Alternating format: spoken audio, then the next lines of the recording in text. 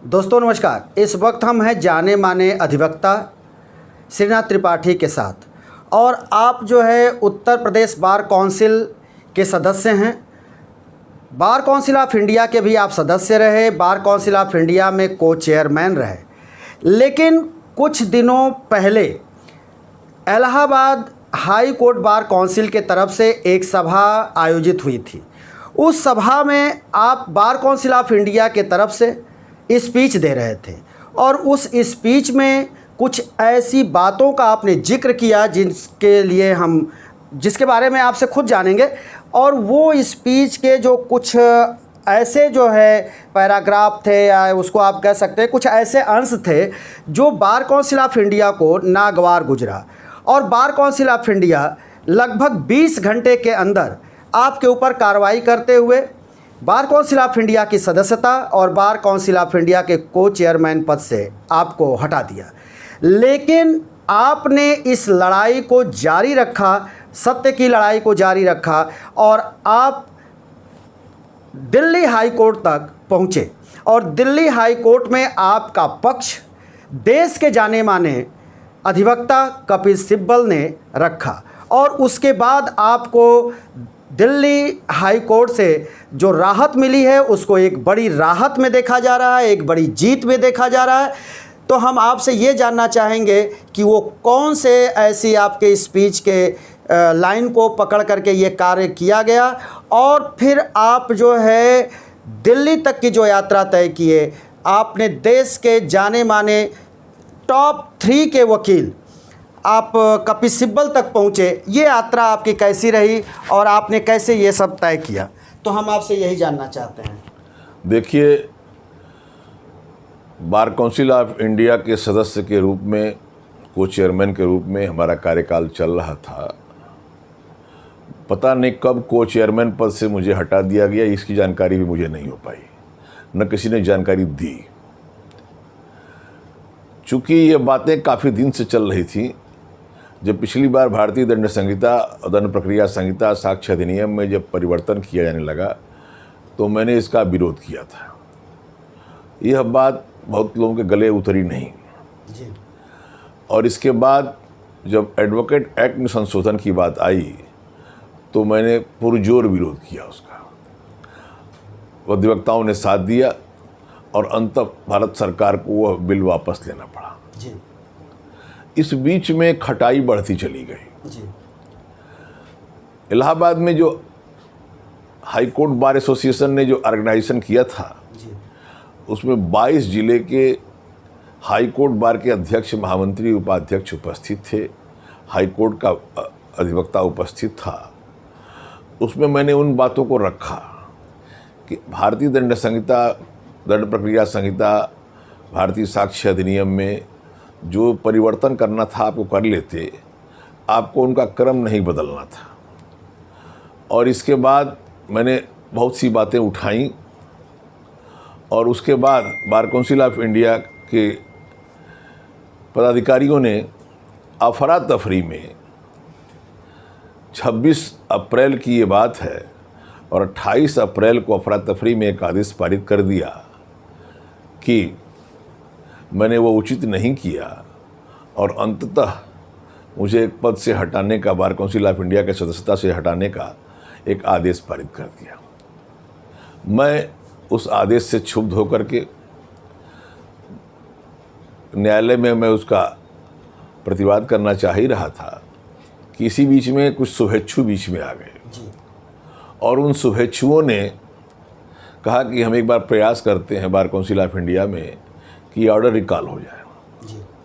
यद्यपि मैं जानता था कि ऐसा कुछ नहीं हो पाएगा, लेकिन फिर भी शुभेच्छुओं के कहने से मैंने एक रिकॉल एप्लीकेशन पर साइन कर दिया, रिव्यू एप्लीकेशन पर साइन कर दिया। और ऐसे ही दबाव में मैंने उस रिव्यू एप्लीकेशन को पढ़ा भी नहीं, उसकी ड्राफ्टिंग भी बार काउंसिल में हुई और बार काउंसिल के जरिए ही वो बनकर आया था। बार काउंसिल ऑफ इंडिया में ड्राफ्टिंग हुई, वहाँ से बन के आया था और सबके दबाव में कर दीजिए, साइन कर दीजिए, साइन कर दीजिए, साइन। मैंने साइन कर दिया, न उसको देखा न पढ़ा।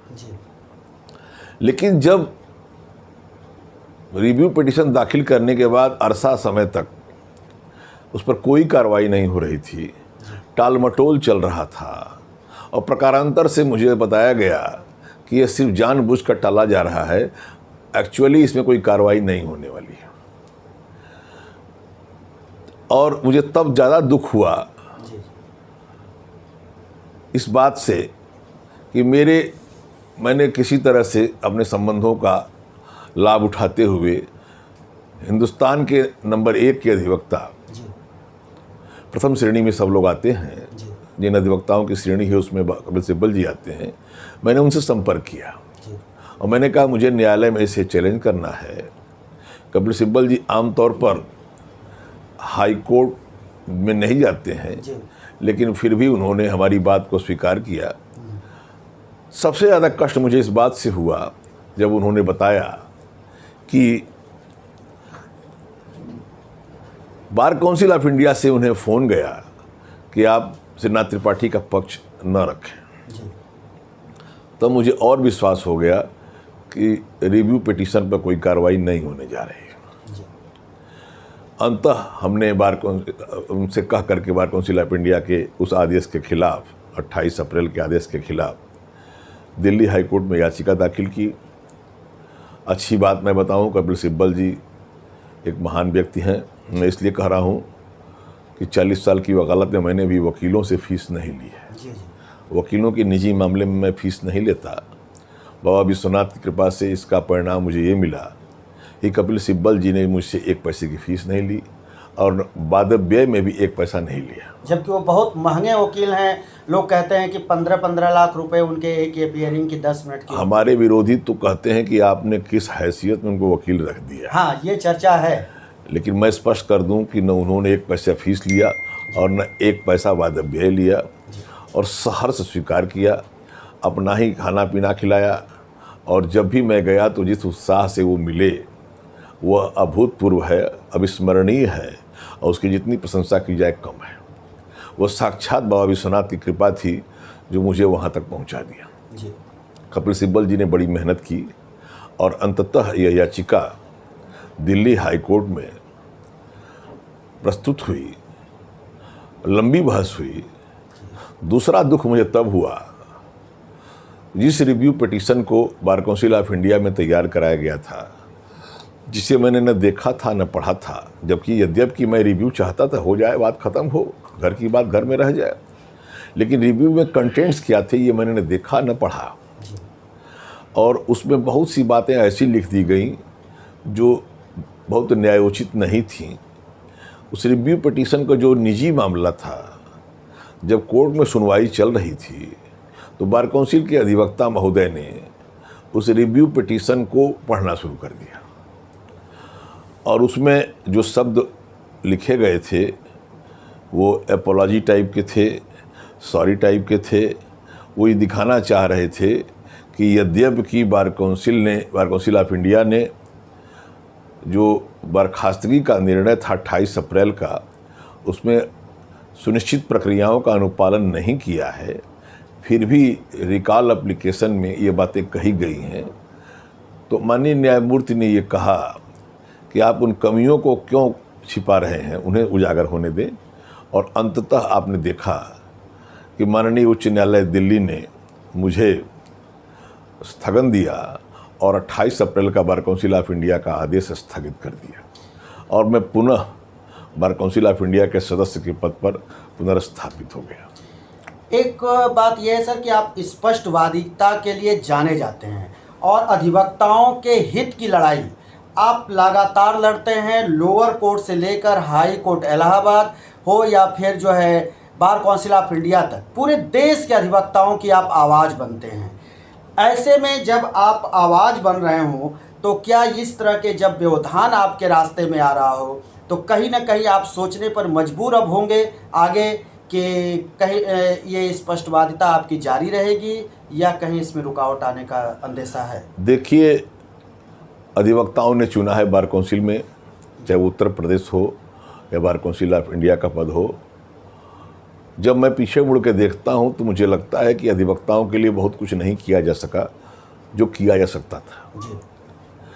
जब हमारी सर्वोच्च संस्था सरकार से अपनी बात रखेगी नहीं, सरकार के सामने तन के खड़ी नहीं होगी, सरकार जब तक यह नहीं समझे कि अधिवक्ता वर्ग भी एक वर्ग है, तब तक सरकार कुछ करने वाली नहीं है।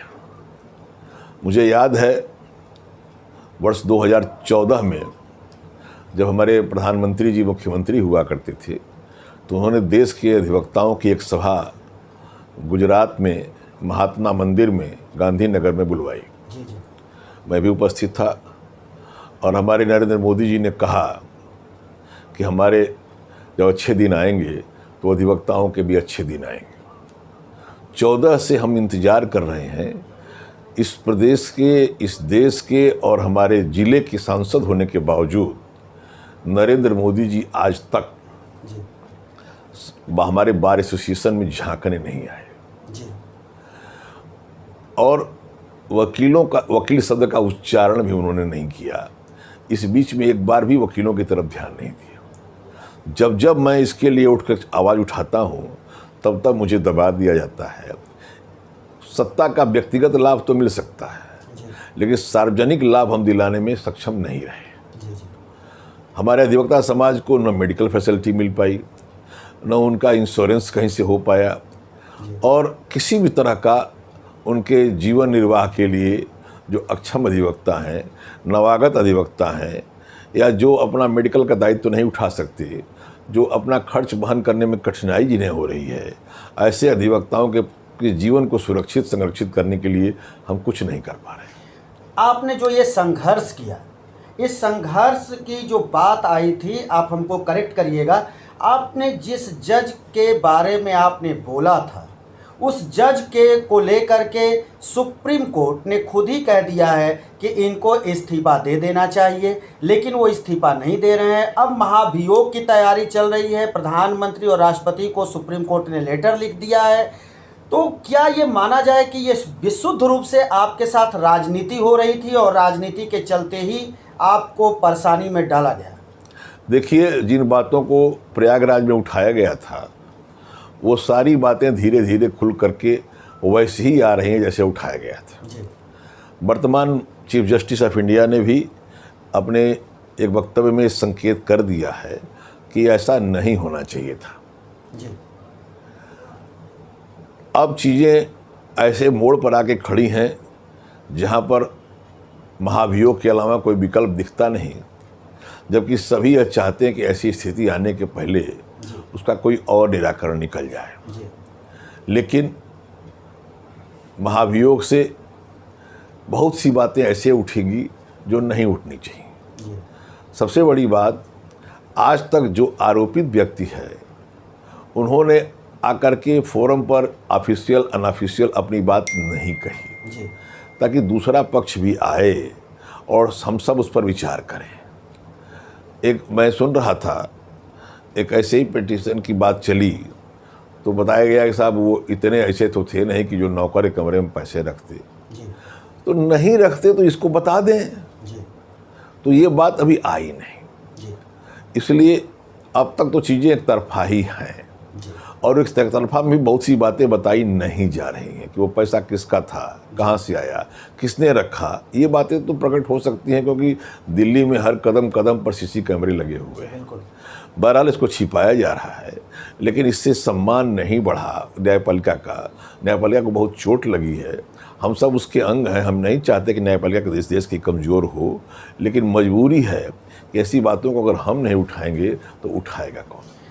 सर, एक आपके तरफ से जो अधिवक्ता वहाँ हाई कोर्ट में अपना पक्ष रख रहे, आपका पक्ष रख रहे थे, उन्होंने एक जिक्र किया कि ये जो श्रीनाथ त्रिपाठी के साथ किया गया है, ये राजनीतिक तौर पर किया गया है, क्योंकि श्रीनाथ त्रिपाठी खुद जो है बार काउंसिल ऑफ इंडिया के चेयरमैन पद के उम्मीदवार थे, वो नामांकन करना चाहते थे, और जो बार काउंसिल ऑफ इंडिया के मौजूदा चेयरमैन हैं वो कई बार से चेयरमैन होते आ रहे हैं। तो कहीं ना कहीं उनके मन में ये डर था कि अगर ये नामांकन करेंगे तो लड़ाई हमारी बढ़ जाएगी, या तो हो सकता है कि त्रिपाठी जी ही जो है बार काउंसिल ऑफ इंडिया के चेयरमैन हो जाएंगे।